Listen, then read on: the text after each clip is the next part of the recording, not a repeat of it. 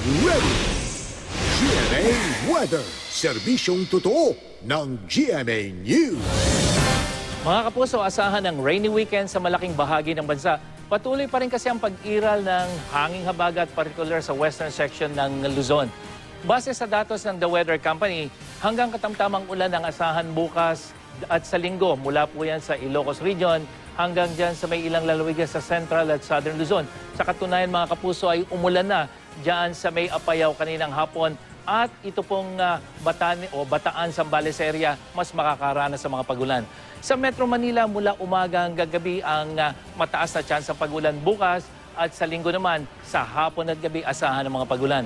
Mas magiging maulan din bukas dyan sa Visayas, lalong-lalo na dyan sa eastern section. Yan yung Samar, Leyte area. Habang sa linggo, may hinang ulan na lang ang maranasan. At sa Mindanao, asahan ng ulan sa eastern section at dyan sa rehiyon ng Soc-Sargent. Lalong-lalo na po dito sa may Davao del Norte na kung saan nagkaroon ng mga pagulan. Posible naman ang thunderstorm dyan po sa araw ng linggo, lalong-lalo na dyan sa may northern section. Bukas mga kapuso ang summer solstice sa Northern Hemisphere. Ito ang pinakamahabang araw at pinakamaigsing gabi sa buong taon.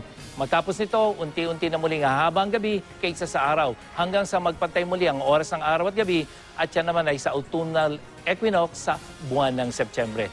At yan ang latest mula sa GMA Weather. Para sa iba pang weather update, bisitahin ang I Am Ready website at social media account.